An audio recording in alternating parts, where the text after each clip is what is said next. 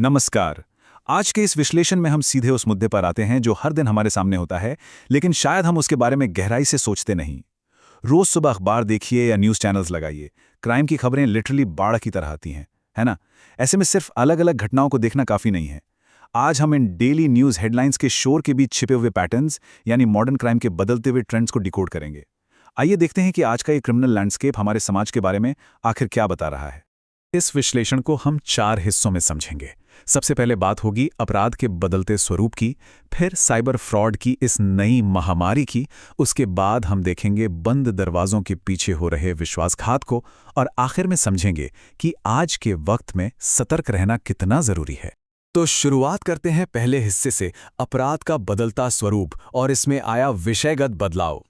आजकल के खतरे पहले जैसे बिल्कुल नहीं रहे। जहां सिर्फ सड़क पर छिनैती या चोरी हुआ करती थीं, ये अब बहुत ज्यादा सोफिस्टिकेटेड हो गए हैं। इंटरनेशनल साइबर सिंडिकेट से लेकर बिल्कुल चौंका देने वाले घरेलू विश्वासघात तक, अपराध का पूरा भूगोल ही अब बदल गया है।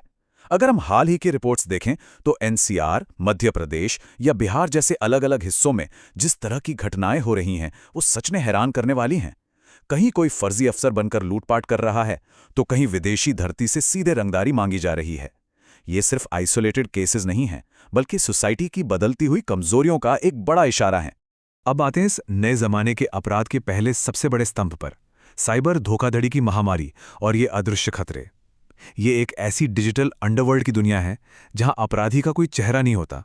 वो किसी घर का ताला नहीं तोड़ते, बल्कि फोन और लैपटॉप के जरिए पल भर में जिंदगी भर की कमाई साफ कर देते। अब जरा इस नंबर पे गौर कीजिए, 25 करोड़ रुपए। ये कोई मामूली रकम नहीं है। देहरादून में हाल ही में एक इन्वेस्टमेंट और प्लॉट घोटाला सामने आया, जहां इतने बड़े पैमाने पर लोगों को ठगा गया।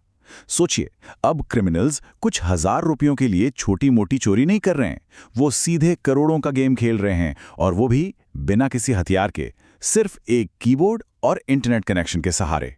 लेकिन बात सिर्फ पैसों की ठगी तक नहीं रुकी है। अब इंसानी भावनाओं को, इमोशंस को हथियार बनाया जा रहा है, जिसे हम रोमांस स्कैम कहते हैं। इसमें होता यह है कि फ्रॉड करने वाले रोमांटिक इरादों का झूठा नाटक करके लोगों को फंसाते हैं। उदाहरण के लिए दिल्ली का वो केस देखिए, जहां एक मास्टरमाइंड ने इसी तरीके से करीब 500 महिलाओं को अपना शिकार बनाया और उन्हें ब्लैकमेल किया। मतलब विश्वास और जज्बातों का इस लेवल पर मैनिपुलेशन अब एक बेहद खतरनाक टूल बन चुका है। खैर, ये सब किसी एक कमरे में बैठे एक दो लोगों का काम नहीं है। आजकल इन स्कैम्स का इंफ्रास्ट्रक्चर किसी बड़ी मल्टीनेशनल कंपनी से कम नहीं होता। गुरुग्राम में 7 अलग-अलग जगहों पर सिम बॉक्स लगाकर ठगी करना, डाक कर्मचारियों की मिलीभगत से फर्जी आधार कार्ड बनाना, या नोएडा में इल्लीगल टेलीफोन एक्सचेंज चलाना, ये सब इसके जीते जागते सबूत हैं। और इनके तार कहाँ जुड़े हैं? फिलीपींस, कंबोडिया और म्यांमार जैसे देशों से। डिजिटल अपराधी अब कॉर्पोरेट लेवल की प्लानिंग के साथ ऑपरेट कर रहे हैं। तो ये तो हुई बाहरी डिजिटल खतरों की बात। अब चलते हैं उस दुनिया की तरफ जो बहुत ज्यादा पर्सनल है। बंद दरवाजों के पीछे का विश्वासघात और अंतरंग खतरे। ये वो केसेस हैं जो सबसे ज्यादा दुखद और कई बार बेहद हिंसक होते हैं। यहां खतरा किसी अनजान हैकर से नहीं, बल्कि उस इंसान से होता है जिस पर सबसे ज्यादा भरोसा किया जाता है। अगर हम इन घरेलू अपराधों के पीछे के मकसद को देखें तो उनका अंतर सच में चौंका देता है। एक तरफ मंदसौर का वो केस है जहां एक पत्नी ने अपने प्रेमी के साथ मिलकर न सिर्फ पति की हत्या की, बल्कि लाश को ठिकाने लगाने के लिए एक जेसीबी मशीन तक का इस्तेमाल किया। ये पूरी तरह से एक ठंडे दिमाग से रची गई साजिश थी। वहीं दूसरी तरफ दिल्ली का वो किस्सा देखिए, जहां एक पति ने सिर्फ 20 रुपए न देने पर अपनी पत्नी की हत्या कर दी और खुद भी जान दे दी। एक तरफ महीनों की प्लानिंग और दूसरी तरफ अचानक आया हुआ जानलेवा गुस्सा। घरेलू हिंसा की ये अनिश्चितता किसी एक शहर या वर्ग तक सीमित नहीं है। गुरुग्राम में एक नर्स के पति ने उसे एक जानलेवा इंजेक्शन देकर मार डाला, और मध्य प्रदेश के शाजापुर में एक शराबी पत्नी ने ईंटों से कुचलकर अपने पति की हत्या कर दी और उसके बाद बिल्कुल आम दिनों की तरह काम पर भी चली गई। सुनने में ये कहानियां लगती हैं, पर ये असलियत है। खतरा अक्सर उन्हीं घरों की चारदीवारी के अंदर पनप रहा है जिन्हें सबसे महफूज माना जाता है।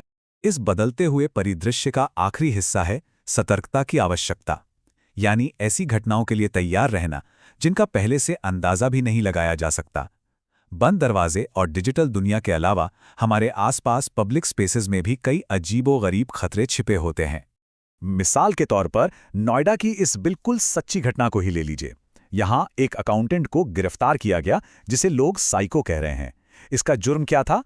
ये शख्स सड़क पर चलती अनजान महिलाओं की कमर पर कैंची से हमला करता था, और वो भी सिर्फ अपना कोट अनकोट मन खुश करने के लिए। ऐसे अजीब और परेशान करने वाले मामले ये याद दिलाते हैं कि बाहर के माहौल में कभी-कभी बिल्कुल तर्कहीन और ऐसे फिजिकल खतरे होते हैं जिनकी कल्पना तक करना मुश्किल है। और अगर उम्र की बात करें तो वो मिथ भी टूट चुका है। गाजियाबाद में हाल ही में एक 80 साल का बुजुर्ग व्यक्ति अपने हाथों में कुल्हाड़ी लेकर पुलिस स्टेशन पहुंचा और खुद कबूल किया कि वो अपनी पत्नी की हत्या करके आया है। जनरली जब हम क्रिमिनल वर्ड सुनते हैं तो किसी 80 साल के दादाजी की इमेज दिमाग में नहीं आती है ना। ये घटना इस बात का सबूत है कि इंतहाई क्रूर हिंसा सबसे अनएक्सपेक्टेड उम्र और लोगों की तरफ से भी हो सकती है। तो इन सभी पॉइंट्स को अगर हम एक साथ जोड़कर देखें तो तस्वीर बिल्कुल साफ हो जाती है। पहला, खतरे अब या तो पूरी तरह से हमारे फोन और लैपटॉप में हैं या फिर सीधे घर के अंदर। दूसरा, इन अपराधों का मकसद 25 करोड़ के लंबे चौड़े घोटाले से लेकर सिर्फ 20 रुपए के छोटे से विवाद तक कुछ भी हो सकता है। और तीसरा, हिंसा किसी एक एज ग्रुप या क्लास तक लिमिट नहीं रही। आज के वक्त में सेफ्टी का सीधा सा मतलब है अपने डिजिटल फुटप्रिंट और अपने आसपास के माहौल दोनों के प्रति बेहद जागरूक रहना। इस विश्लेषण को खत्म करने से पहले एक बहुत ही गंभीर सवाल सामने आता है। जैसे जैसे ये डिजिटल सरहदें खत्म हो रही हैं और घर की चारदीवारी के अंदर का तनाव जानलेवा रूप ले रहा है, क्या हमारा समाज, हमारा सिस्टम सच में इस बदलते हुए नए जमाने के खतरों से निपटने के लिए तैयार है? क्या हम वाकई इतने इक्विप्ड हैं कि इस अपराध के नए दौर का सामना कर सकें? ये एक ऐसा सवाल है जिस पर हम सभी को मिलकर गहराई से सोचना पड़ेगा। आज के इस विश्लेषण में बस इतना ही। सतर्क रहिए और सुरक्षित रहिए।